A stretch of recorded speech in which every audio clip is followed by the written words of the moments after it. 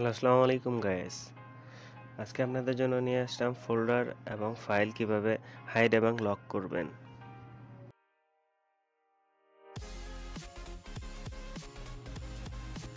প্রথমে চলে যাবেন আপনারা কম্পিউটারে যে কোনো একটি ব্রাউজারে, সেখানে গিয়ে সার্চ করবেন ফোল্ডার লকার বা ফাইল নামে।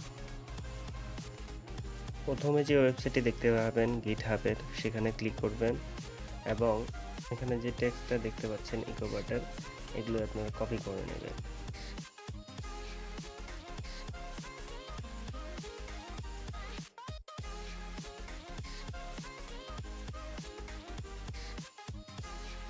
কপি করে নেওয়ার পর আপনারা চলে যাবেন নোটপ্যাড।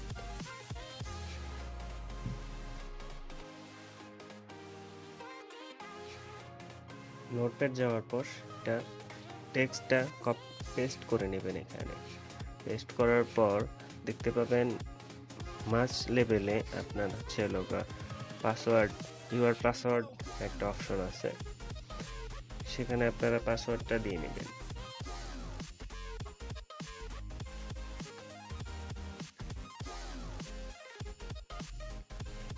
এবার ফাইলটি সেভ করতে হবে। সেভ করার জন্য আপনার অবশ্যই নামের পাশে আপনার হচ্ছে লগা বাট অপশনটি রাখতে হবে। আপনি যে জায়গায় সেভ করবেন সেই জায়গাটি সিলেক্ট করে নেবেন। আমি আমার ফাইলটিকে locker.bat ফাইল নামে সেভ করলাম। অবশ্যই নামের সাথে আপনার .bat দিতে হবে। বাট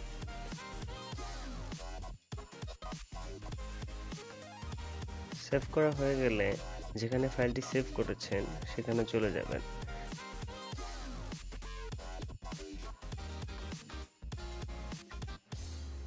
এবং ওই ফাইলটিতে ডাবল ক্লিক করবেন। ফাইলটিকে ডাবল ক্লিক করার সাথে সাথে একটি ফোল্ডার ক্রিয়েট হবে প্রাইভেট ফোল্ডার নামে। প্রাইভেট ফোল্ডারটি ওপেন করে সেখানে ফাইল বা ডকুমেন্ট রাখবেন।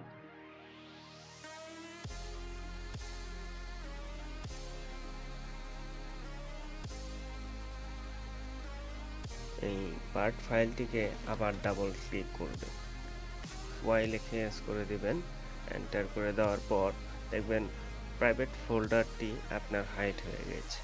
বাট ফাইলটিকে ডাবল ক্লিক করেন, আবার দেখতে পাবেন আপনার পাসওয়ার্ড চাইছে।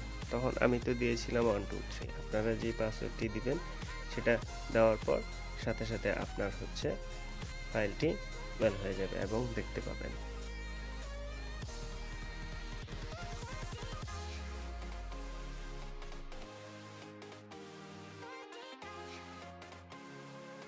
এবং কখনো যদি বাট ফাইলটি ডিলিট হয়ে যায় ভুলবশত কারণে, সেক্ষেত্রে হচ্ছে সেম জায়গায় মানে সেম লোকেশনে আপনার হচ্ছে ওই ফাইলটি ক্রিয়েট করবেন। বাট ফাইলটি আবার নতুন করে সেম জায়গায় সেম পাসওয়ার্ডে ক্রিয়েট করবেন। ক্লিক করার পর যখন বাট ফাইলটি ডাবল ক্লিক করবেন তখন আপনারটি পুনরায় চলে আসবে। দেখুন আমি দেখাচ্ছি।